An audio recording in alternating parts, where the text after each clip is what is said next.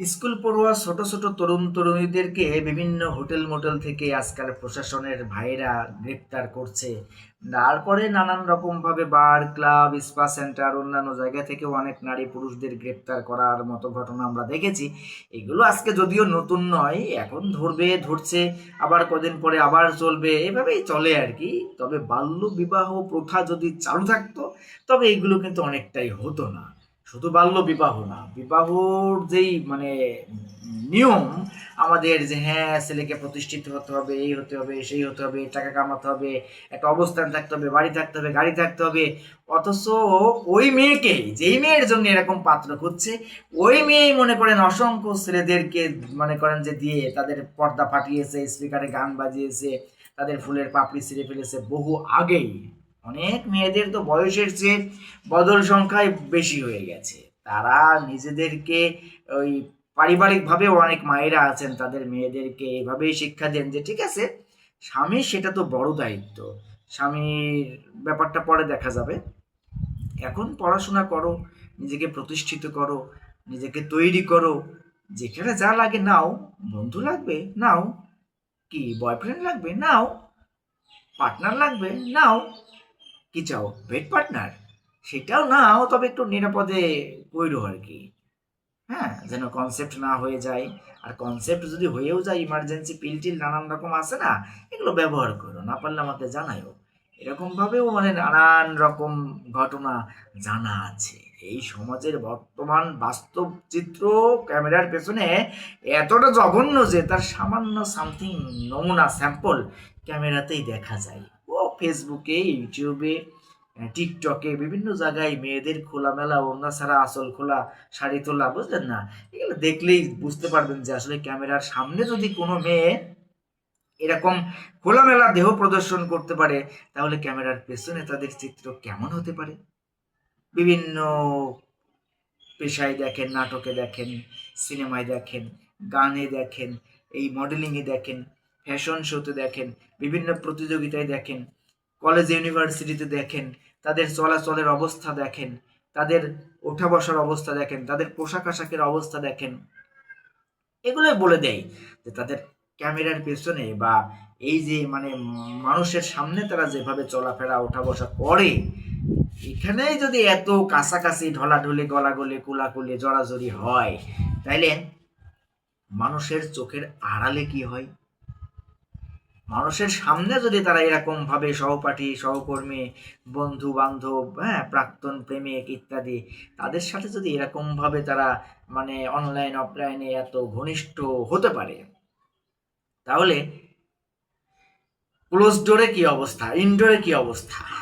ইনডোরে তো মনে করেন তাদের পুরোই মনে করেন যে সব আওলা বাওলা, সমুদ্র, নাগাল পাওয়া মুশকিল। হ্যাঁ, মনে করেন যে দুই চারজন একবারে সাঁতার খেলতে পারবে তাদের নদীতে। তাদের নদী তো আসলে অনেকের নেই, নদী সমুদ্র হয়ে গেছে, মহাসমুদ্র হয়ে গেছে, অনেকে তো আটলান্টিক মহাসাগর হয়ে গেছে।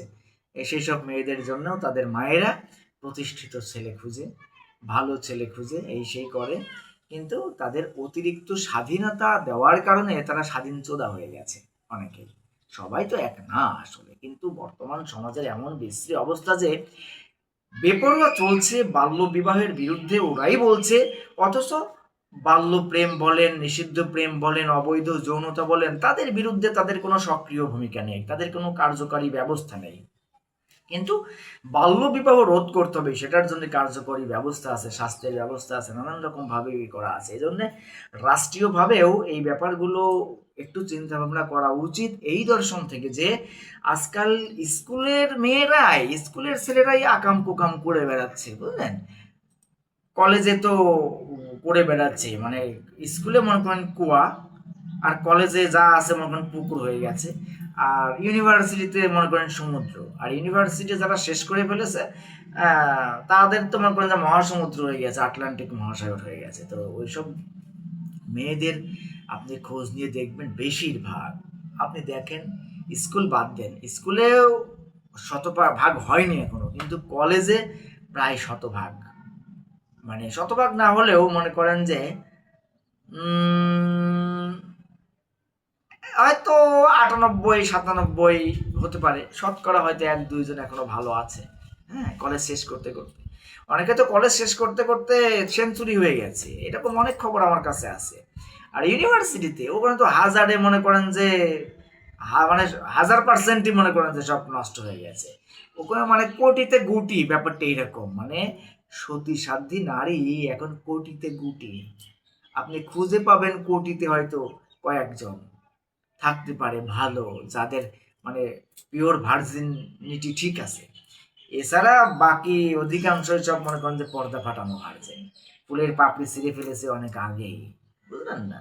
ওই ফুল বিক্রির আগেই ফুলের পাপড়ি ছিঁড়ে গেছে, কারণ নাড়াচাড়া হয়েছে না, ঘাটাঘাটি হয়েছে।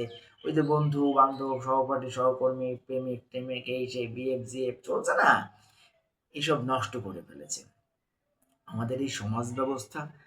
এই ফেসবুক বলেন, ইউটিউব বলেন, বা অন্যান্য যোগাযোগের মাধ্যম যেগুলো আছে, হ্যাঁ, এই সোশ্যাল সাইটগুলো, মানে সোশ্যাল যে মাধ্যমগুলো, এগুলোর মাধ্যমে সব নারী পুরুষ ছেলে মেয়ে, মানে যারা একটু স্বাধীনচেতা টাইপের, তাদের ইনবক্সের খোঁজ নিয়ে দেখবেন সব পতিতালয় হয়ে গেছে। পড়াশোনায় মনোযোগী নেই, জীবন নিয়ে চিন্তা নেই, জীবনের সুপরিকল্পিত কোনো টার্গেট নেই, হ্যাঁ, শুনছি সুচিন্তিত কোনো পরিকল্পনা নেই। সব যেন ওই মুতার জায়গায় গুতা দেওয়ার জন্য সব পাগল। হ্যাঁ, অধিকাংশ মেয়েরাই এরকম, এবং মেয়েরাই ছেলেদেরকে নষ্ট করে। মেয়েরা ছেলেদেরকে মনে করেন উস্কে দেয়, ছেলেরাও তখন মনে করেন যে একটু চুলকানির মলম লাগিয়ে দেয়, কারণ তাদের একটু চুলকায়, তো মেয়েদের তো একটু বেশি চুলকায়। ছেলেদের চুলকালেও ছেলেরা তো বলতে পারে না, কিন্তু মেয়েদের চুলকালে মেয়েরা একটু মনে করেন যে একটু ধাক্কা ধুক্কো দেয়, একটু তাকায়, একটু ইশারা করে, একটু হাসি দেয়, বুঝলেন না, একটু চোখ মারে, একটু মানে বোঝায় আর কি, একটু বোঝাতে চায়, একটু আকর্ষণ দেয়। তখনই তার পেছনে ছেলেরা ঘোরা শুরু করে। আর ওইগুলো মেয়েদের পেছনে তো আর একটা ছেলে ঘুরে না, সবাই ঘুরতে চায়, লাইন মারতে চায়, যে যখন নাগালে পায়। আর যদি ও একটু ঢিলা হয় তাহলে মনে করেন যে বোতলের কাক খুলে দেয়, সবাই পানি খায় ইচ্ছা মতো, বুঝলেন না? তো আজকাল এই ডাবের মতো মেয়ে আপনি কম পাবেন, যে ডাব একেবারে কেটে কুটে খেতে হবে, ওটা আর জোড়া লাগানো যাবে না। এখন সব বলবেন বোতলের মতো, ওয়াইফাই এর মতো, যে যেখানে যাচ্ছে পাসওয়ার্ড মারছে, কানেক্ট হয়ে যাচ্ছে, ব্যবহার করছে, আপলোড করছে, ডাউনলোড করছে, তারপরে আবার দেখা যাচ্ছে ফরগেট পাসওয়ার্ড দিয়ে দিচ্ছে শেষ। তবে বেশিরভাগ মেয়েরাই কিন্তু এগুলো এখন আর ফরগেট পাসওয়ার্ড দেয় না, সবার সাথে কানেক্ট থাকে, যেখানে যেখানে পাসওয়ার্ড দেয় সবার সাথে কানেক্ট থাকে, যখন যেখানে যার নাগালে যায় স্বয়ংক্রিয়ভাবে মনে করেন যে কানেক্ট হয়ে যায়, আবার আপলোড ডাউনলোড করে, ব্রাউজিং করে, বুঝলেন না? এই তো সমাজের বর্তমান অবস্থা। এই আধুনিকতার দাবিতে ব্যক্তি স্বাধীনতা, সম অধিকার, বাল্যবিবাহের বিরোধিতা, ছেলে মেয়েদের অবাধ মেলামেশা, বিড়ি গাঁজা নেশা করা, নানান রকমভাবে তারা মনে করেন যে এক্সপেরিমেন্ট করে, ইন্টিমেসিতে জড়ায়। বিয়ের পরেও তারা মনে করেন ওই এক্সপেরিমেন্ট যা করে রেখেছে, ওই এক্সপিরিয়েন্স থেকে তারা ওইভাবেই পেতে চায়। একটু কম বেশি হলে, এলোমেলো হলে তাদের মনে করেন যে আর সংসার টিকে না, সংসার থাকে না, কারণ তারা তো আগে থেকেই বারো ভাতারি।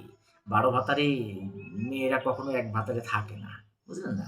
যে সকল মেয়েরা মেয়ে কর্তৃক মানে স্বামীকে ডিভোর্স দিয়েছে, যেখানেই যে দেখবেন যে যেই মেয়ে তার স্বামীকে ডিভোর্স দিয়েছে, তার ইতিহাস ঘেটে দেখবেন ওই মেয়ে আগে থেকেই বারো ভাতারি।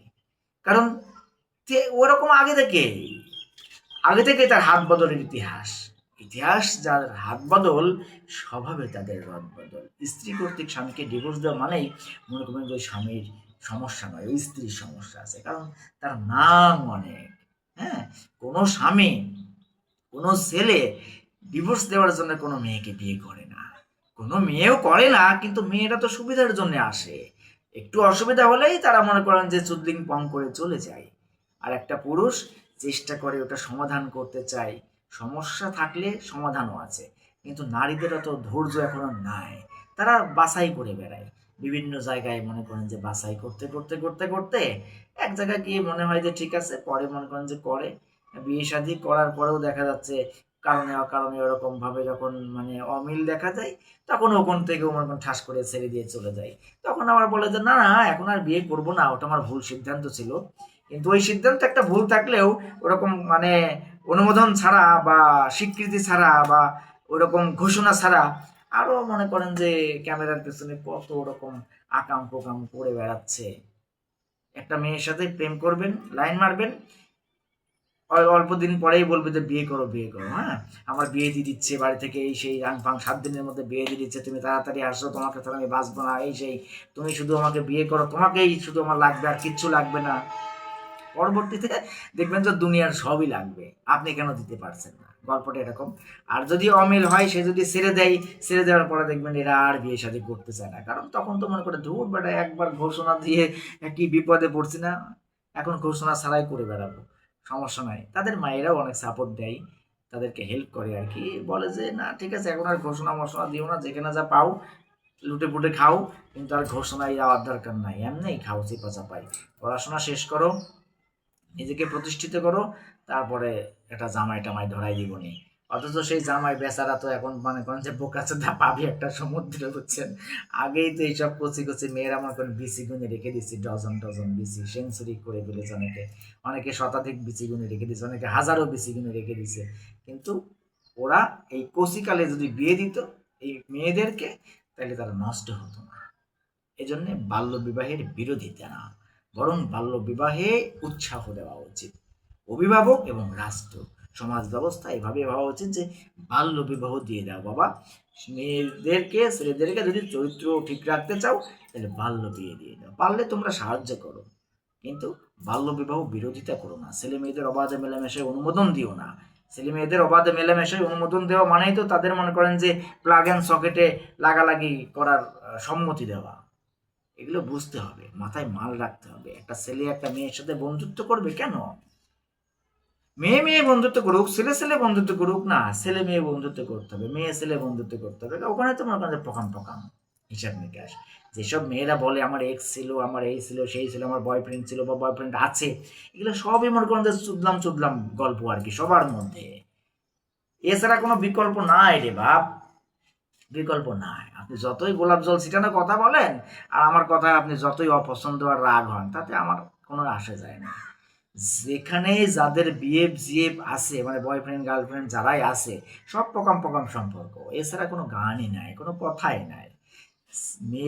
মেয়েরা যেসব মেয়েরা ছেলেদের সাথে ওঠা বসা করে, এটা তো সব নষ্ট, একেবারে ঢালাও ভাবে ছেলেদের সাথে, মানে এমনি ছেলেদের সাথে সহপাঠী সহকর্মীদের সাথে স্বাভাবিক আলাপচারিতা এটা হতে পারে, কিন্তু বেপরোয়া জীবনযাপন, সীমাবদ্ধতা না, সীমাহীন চলাফেরা, ওঠা বসা, প্রয়োজন অতিরিক্ত ঘোরাফেরা, বুঝলেন না, যোগাযোগ, এগুলো সব আস্তে আস্তে নিয়ে বিনিয়ে কায়দা করে ফায়দা নিয়ে মনে করেন যে নানান রকম পায় তারায় তাদের ফোন থেকে রেটে পকাম মেরে দেয়।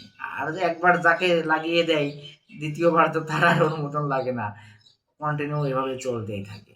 এজন্যে আমাদের উচিত এই সমাজের চিন্তাভাবনা পরিবর্তন করা এবং এই পোশাক আশাকেও সংযত থাকা, চলাফেরাতেও সংযত থাকা, যোগাযোগেও সংযত থাকা, এবং পরিবারের অভিভাবকদেরও সচেতনতা খুব জরুরি, এবং প্রতিটা মানুষের নিজে থেকেও চিন্তা করা উচিত যে এই পৃথিবীতে আমি কেন এসেছি আর কি করছি, আমি যেখানেই যা কিছু করি না কেন খালি মোতার জায়গায় গোতাগুতি করার জন্য আমার জন্ম পৃথিবীতে হয়নি, আমাকে এখানে পাঠানো হয়নি, আমাকে এখানে পাঠানো হয়েছে তার সুনির্দিষ্ট কারণ আছে, সেই কারণ আমি যেন মাথায় রেখে পরকালকে বুঝে শুনে ইহকালীন জিন্দেগিতে আমি জীবনযাপন করি। এছাড়া মনে করেন যে একদম বাম্বু ভরে দিয়ে রেখে দেবে কবরে।